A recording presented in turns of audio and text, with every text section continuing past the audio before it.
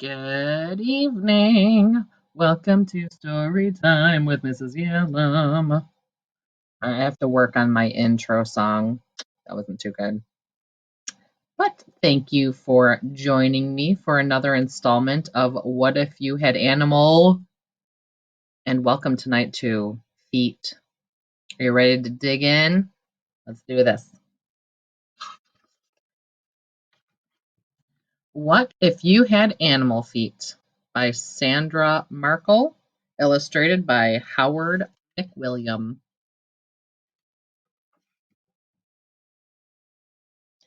What if one day, when you woke up and climbed out of bed, the feet you planted on the floor weren't yours?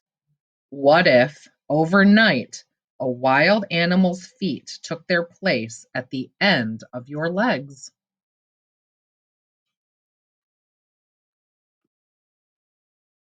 Eastern gray kangaroo. An eastern gray kangaroo's hind feet are super big. Just the sole of an adult's foot can be 18 inches long. Big feet help a kangaroo jump about 30 feet in a single hop. Each huge jump means a kangaroo can cover a lot of ground fast. Fact. Eastern gray kangaroos live in groups called mobs. When one kangaroo senses danger, it thumps its hind feet on the ground to warn the others. That sounds like an adaptation.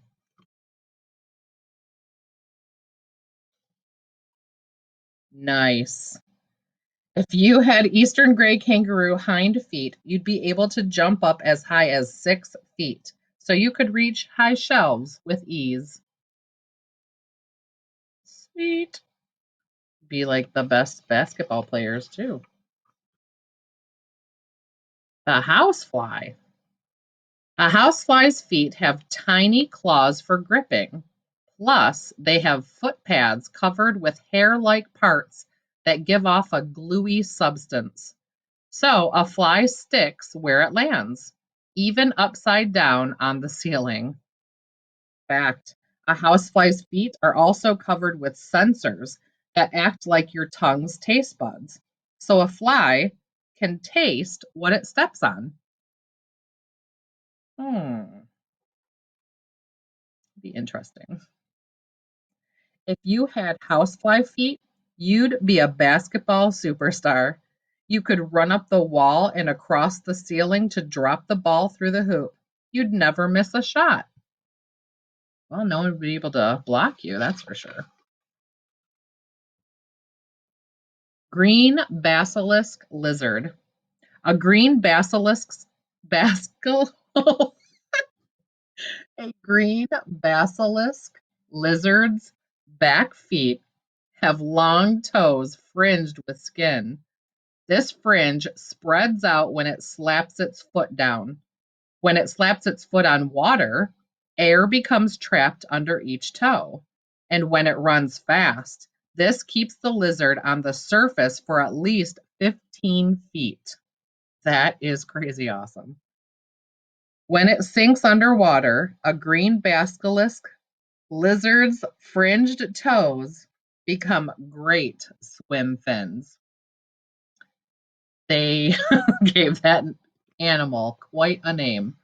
That's hard to say. If you had green basilisk lizard feet, you wouldn't need a bridge to cross a stream, and you'd be on the other side in no time. That would be cool. Cheetah. A cheetah's foot is made up of soft pads, a center one, and toe pads, plus nails. Shaped like that, it has a new name. Instead of a foot, it's called a paw. A cheetah's paw pads are tough and rigid like tire treads, and the cheetah's sturdy nails act like cleats. So its paws keep it from slipping during super fast sprints. These amazing paws help a cheetah run as fast as 70 miles per hour. That's faster than any other land animal. Fact. A cheetah's pattern of footpad ridges are as unique as a fingerprint, which means no two cheetahs have the same paws. Super cool.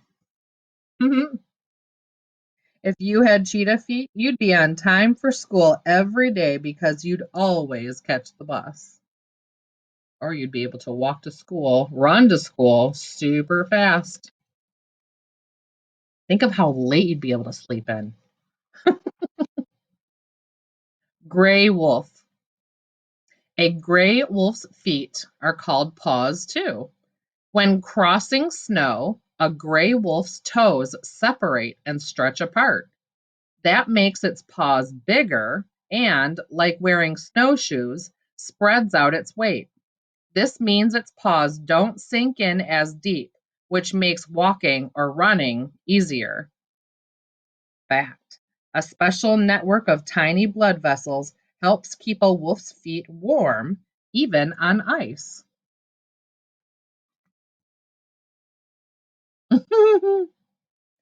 If you had gray wolf feet, you could play barefoot in the snow and still have toasty, warm tootsies. I'm thinking I might go with gray wolf feet. So far, that's the best one I've seen. Duck-billed platypus.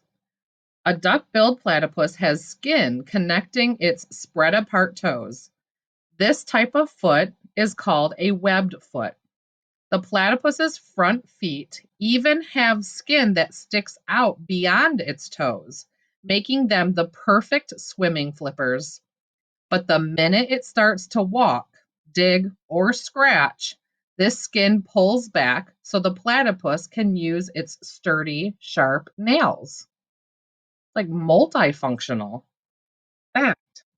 A male duckbill platypus's feet, back feet, each have a spur-like nail to inject venom, a poisonous fluid. This isn't deadly to humans, but can be very painful. And what a great adaptation that is. It's a body part, so it would be what kind of adaptation? Did you say physical? You'd be correct. Look at those. If you had duck-billed platypus feet, you'd be a fast swimming superhero with a built-in weapon. Okay, maybe I like those. It's too hard to choose. Barn owl. A barn owl's feet have 4 toes tipped with talons, which are long, curved, sharp nails.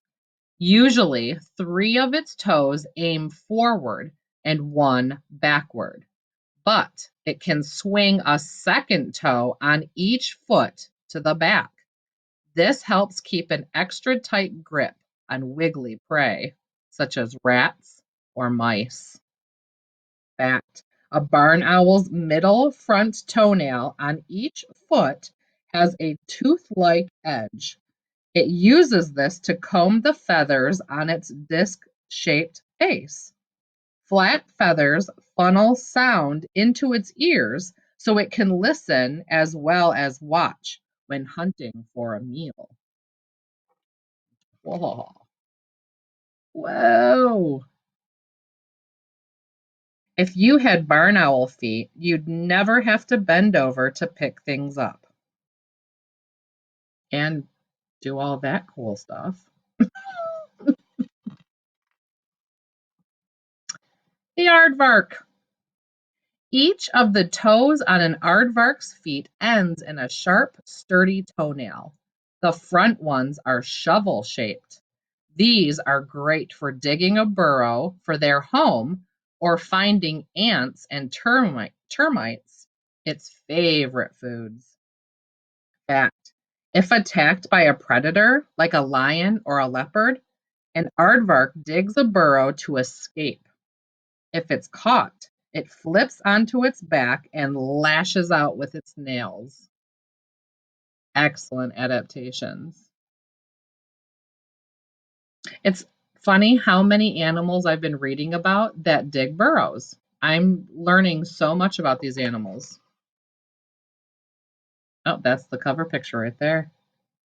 If you had aardvark feet, you could dig super fast, which means you'd be the first to find buried treasure.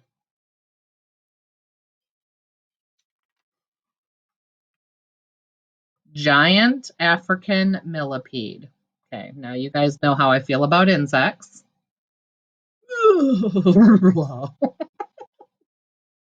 A giant African millipede's body is made up of segments.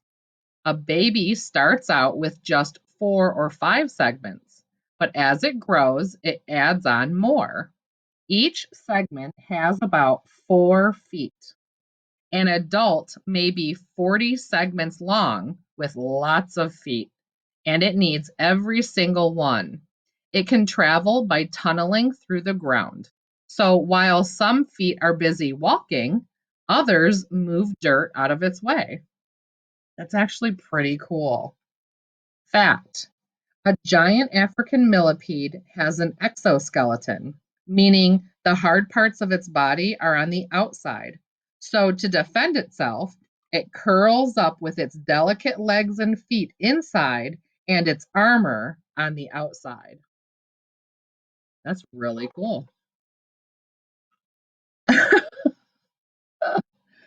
With giant African millipede feet, you wouldn't need anyone else to have a parade. You would be a marching band of one. That is so funny because all the legs could be able to do different things. Mountain goat. A mountain goat's foot is encased in a hard, nail-like covering. Shaped that way, it has a special name. Instead of a foot, it's called a hoof. We talked about these today in the slideshow. That's funny. A mountain goat's hoof is split in 2 halves, and each can move separately. That lets it get a good grip in rocky, high places. How funny we were just talking about that. Fact: each half of a mountain goat's hoof has a sharp edge plus a rubbery pad. Together, these add extra grip to keep it from slipping. Looks like a pair of shoes.